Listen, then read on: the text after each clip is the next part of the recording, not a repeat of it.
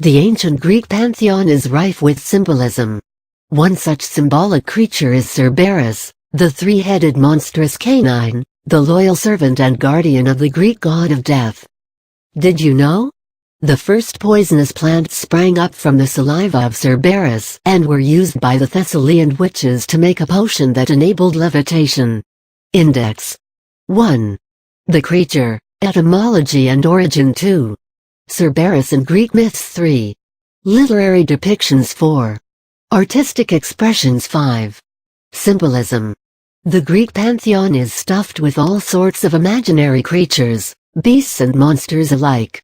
These are basically composite beings bearing bodies, heads, tails and wings of different animals at the same time, which is why they seem to have characteristic traits of all the animals they are composed of. The idea behind the presentation of such creatures is to encompass all the good or bad qualities of the animals they are made of, and thus to set before the people an example of a perfect being. Cerberus is one such creature that occupied a prominent place in the mythology of the ancient Greeks. Cerberus is the name of the three-headed hound of Hades, the Greek god of death. In the Greek mythical tradition, Cerberus is the guardian of the gates of the underworld, the realm of Hades. His job is to prevent the living from entering the land of the dead and to prevent the dead from escaping the boundaries of the underworld. He is stationed on that bank of the Styx River which adjoins the underworld. Styx River, according to the Greek legends, is a supposed boundary between the earth and the underworld. Its waters have miraculous powers that make a person bathing in it immortal.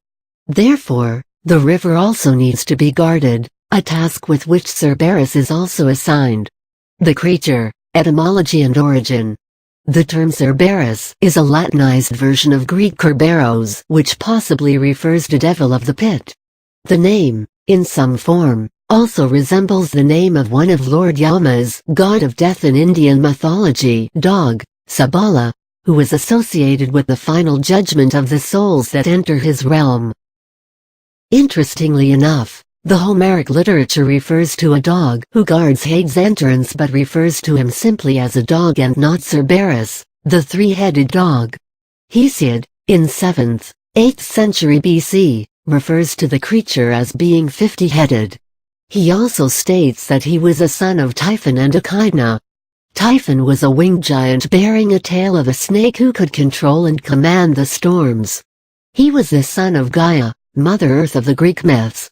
ECHIDNA, on the other hand, is a half-woman half-serpent monster in the Greek tradition, who had supposedly mothered all the monsters appearing in the mythology.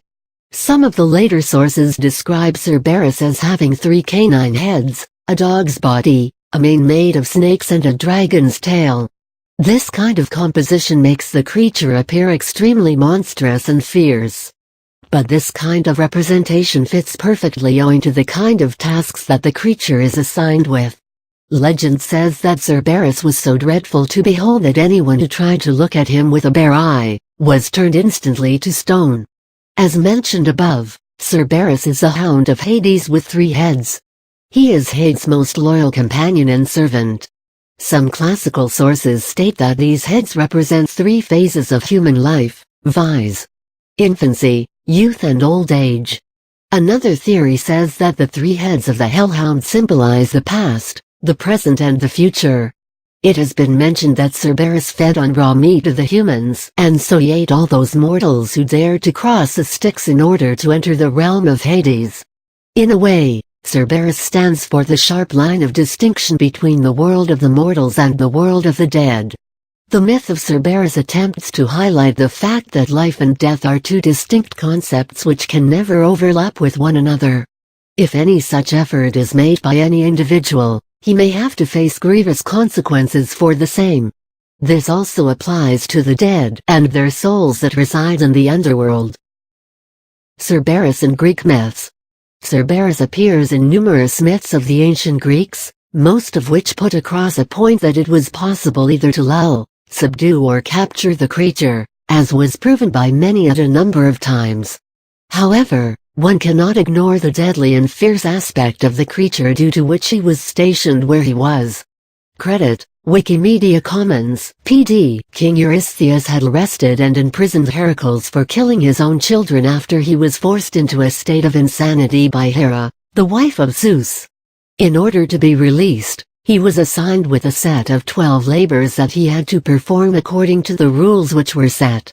His 12th and final labor was to capture Cerberus and to parade him openly in the Mycenaean capital and then to take the creature to the king. The only condition put forth by Eurystheus and Hades was that Hercules had to capture the creature unarmed, which the demigod managed to do. Cerberus was then paraded on the streets of the Mycenaean capital and then taken to the king as decided.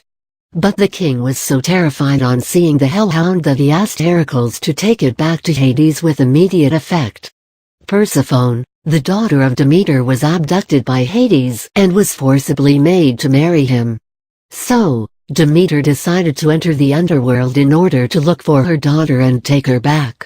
But, as usual, she met Cerberus standing guard at the gates of Hades, in light of which Demeter could never possibly enter his territory. So, it became necessary to get rid of Cerberus in order to proceed with her quest for Persephone. In an attempt to enter the underworld unnoticed, she threw some drugged sweetcakes before Cerberus, which he ate and immediately fell unconscious. Demeter then slipped past the beast. There are some other tales as well that tell us that Cerberus could be subdued and lulled by playing melodious music to him. These legends show that Cerberus, no matter how formidable he seemed, could be hushed and captured, though with great efforts. Top literary depictions. Cerberus appears numerous times in the popular literature, including prose and poetry alike. Apart from the classical Greek and Roman literary sources, we find references to Cerberus in medieval and modern writings as well. The first canto of Dante's Divine Comedy is known as Inferno. It is an allegory speaking of Dante's journey through hell, which is represented by 9 circles of suffering located underneath the earth. Cerberus appears when Dante enters the 3rd circle of gluttony, where the creature is depicted as a watchdog guarding the gluttons and making them undergo their share of sufferings. Gluttony stands for capitalization of all the food and wealth and depriving the needy of the same. It is considered as one of the deadliest sins and thus punishable even after death. Shakespeare's Love's Labor Lost refers to the 12th labor of Hercules and says that Hercules was given a club by an imp with the help of which he succeeded in capturing and taming Cerberus, the 3-headed canine that guarded Hades' dominions. John Milton, in his poem Paradise Lost, mentions Cerberus hounds residing in the underworld. He says that the barks and cries of these hounds are deafening and unstoppable. Fever 103 Degrees is a poem by the renowned American poet Sylvia Plath, which describes the misery of a woman having high fever and her wish to break the bonds of life and embrace death. Plath equates the misery with hell and says that just as Cerberus, who guards the entrance to hell, cannot lick anything clean, because the place where he resides is as it is very impure and unclean, even she cannot get rid of her pain and release herself from fever. Harry Potter and the Philosopher's Stone, first part of the Harry Potter series, by J.K. Rowling, has, as one of its characters, a 3-headed dog called Fluffy. Fluffy is a huge hound that belongs to Rubeus Hagrid, the gamekeeper and the keeper of keys and grounds of Hogwarts School of Witchcraft and Wizardry, where Harry is a student. Fluffy is in charge of guarding the room wherein the Philosopher's Stone is hidden. However, Hagrid tells Harry and his friends that Fluffy, however vicious he seemed, could be pacified and put to sleep by the sound of a flute, after which one could get into the room unnoticed. Fluffy resembles Cerberus in numerous respects. Notably enough, Cerberus seems to be a popular subject of depiction amongst the authors and the public in general. Artistic expressions. In the classical art, Cerberus makes an appearance in almost everything that has to do with Hades or his realm. Thus, we have Cerberus depicted in statues, vase paintings and sarcophagi which are based on themes relating to Hades. The creature has been depicted as a ferocious canine, either having a mane comprising serpents or a serpent tail. However, the number of heads is not always certain. Often he is portrayed as a three-headed dog, but there are instances where he has only two heads. Credit: Sebastian Wallroth/Wikimedia Commons, PD. On the pediment relief of Castle Friedrichsfeld, Berlin, the creature is depicted in the act of attacking. He has ferocious features, a mane, three heads, a snake's tail, sharp teeth and violent eyes. A sculpture placed in Galleria Borghese, an art gallery in Rome, portrays a three-headed Cerberus sitting beside the standing image of Hades. A bronze in Naples that depicts the eighth labor of Hercules depicts Hercules driving the two-headed Cerberus out of hell in order to parade him openly on the streets of the Mycenaean capital. The most modern depiction of Cerberus can be seen in a statue at the Berlin Underground station, Rathaus Steglitz. This colossal piece of modern art depicts the creature with two heads facing two opposite directions. Artistic depictions of the creature are many. Over a period of time, artists have tried to interpret the description of Cerberus in the classical sources in their own ways, thus giving us a large number of images portraying the creature in various styles. Top. Symbolism. Every being that forms part of the Greek mythology has a specified role to play in their legends and folklores. All the creatures are so deeply imbibed in their mythical tradition that if one attempts to remove them from the legends, a sort of vacuum would be formed and the continuity of the entire lore would get disrupted. Cerberus and the symbolism associated with him are also an inseparable component of the ancient Greek mythical tradition. Black Star. The three heads of Cerberus representing the three phases of human life are also indicative of the entry of death in the world of the living. It thus indicates that though death can enter the world of the living, life cannot enter the realms of death.